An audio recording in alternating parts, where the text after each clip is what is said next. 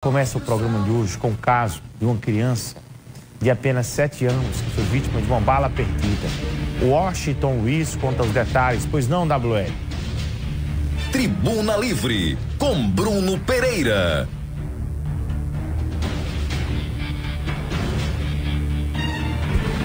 Muito bom dia a você, muito bom dia a todos que nos assistem.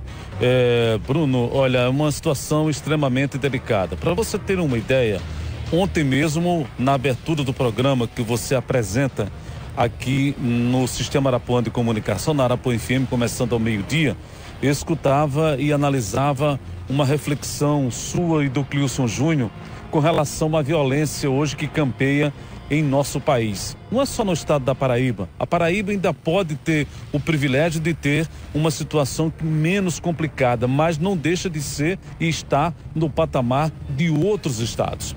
O que chama a atenção é que o crime, ele começa a ter um parâmetro diferenciado, ou seja, saindo da situação deles comum, no qual, quando não se paga ao crime organizado a droga que compra, eles cobram com a vida.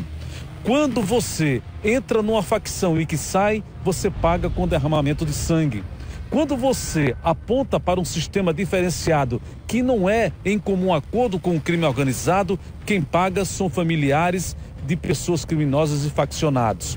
Este crime passa a ter agora uma diferenciação, ou seja, deixa de estar apenas nos crimes organizados e nas facções e passa a atingir a sociedade, que não tem nada a ver com o fato em que nós costumamos noticiar. Ou seja, este fato que aconteceu na cidade de Bahia, este fato agora que aconteceu ontem à noite, por volta das 9 horas, lá no bairro de Jacaré, no município de Cabedelo.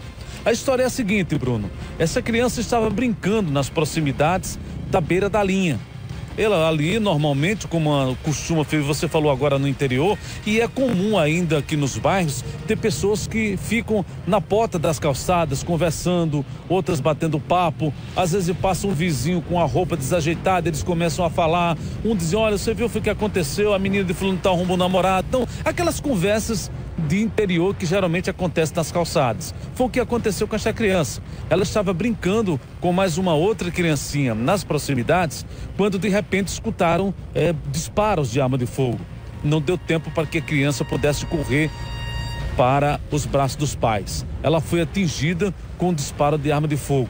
O estado dela é considerado delicado, segundo o boletim do Hospital de Emergência e Trauma, senador Humberto Lucena. Eu conversei agora há pouco com um dos policiais que atendeu a esta ocorrência, porque todas as ocorrências policiais aqui no Hospital de Trauma passa pela polícia militar, faca, tiro, arma que seja branca, que seja por disparo de arma de fogo, passa aqui porque existe um contato direto com o CIOP. E o sargento me informou que o tiro foi nas proximidades do ombro desta criança de apenas 7 anos de idade, do sexo masculino. Ela encontra-se aos cuidados da equipe médica do Hospital de Emergência e Trauma, senador Humberto Lucena. Não deixa de ser um estado delicado, porque se trata de uma criança e, de repente, um disparo de arma de fogo, possivelmente de revólver calibre 38, em uma criança de 7 anos de idade, por aí você tira o tamanho do estrago. Mas durante o dia de hoje é importante, depois que ela passou por procedimento cirúrgico aqui no Hospital de Trauma, para que os médicos possam ter uma avaliação mais aprofundada, para saber realmente a situação desta criança, se ela não vai ficar com alguma sequela. Esperamos que não, mas as próximas horas é de fundamental importância para que os médicos possam ter uma definição correta do estado de saúde dessa criança. Até agora, ninguém foi preso. A polícia não soube precisar de onde teria partido esses disparos. Agora, de uma certeza, disparos com gangues rivais na região do Jacaré. Porque não foi disparo com a polícia, não teve nenhuma troca de tiro com policiais, e sim com eles, porque eles têm o estado deles. Então, uma situação como essa, volto a repetir, Bruno, é preocupante, porque quem termina pagando é quem não tem nada a ver com a história de faccionados aqui no estado da Paraíba. Ao vivo, o Washington Luiz, para o programa Tribuna Livre. É com você.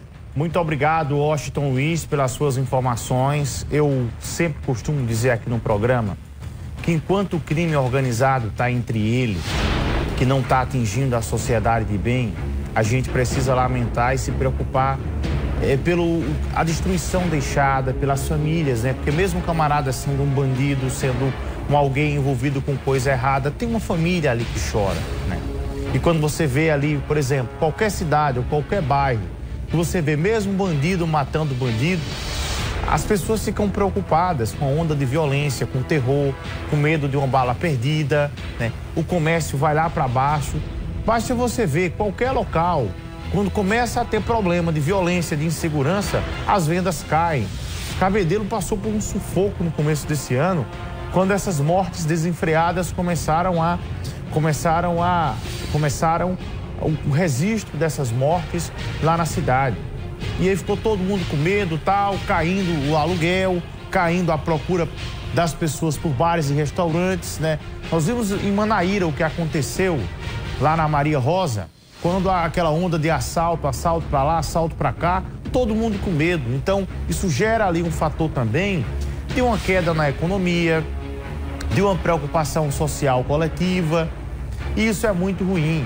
E o crime avança de uma forma assim desenfreada, sem nenhum limite, e os caras fazendo de tudo a qualquer custo, de qualquer maneira. Eu vejo com muita preocupação, em especial para as próximas gerações. Eu tenho muito medo do nosso Brasil se tornar esses países que são países liderados literalmente sem comando de um governo constituído, sem comando das autoridades constituídas pelo povo e sim comandado por facções. Se o Brasil não tomar uma providência de forma rápida, de forma assim bem enfática, nós estamos caminhando para perder o comando literalmente, sem ter mais justiça, sem ter mais polícia, tendo só bandido mandando. A gente está caminhando para isso no Brasil. E não demora muito, não. Agora, isso me deixa triste, sabe? Por morar em um país tropical, por morar em um país verde, por morar em um Brasil abençoado por tanta natureza, por tanta coisa boa. Eu fico triste com isso. Eu comento jamais sobre o meu Brasil, sobre as coisas boas que tem aqui, porque, de verdade, é de se preocupar mesmo. Minha gente, no programa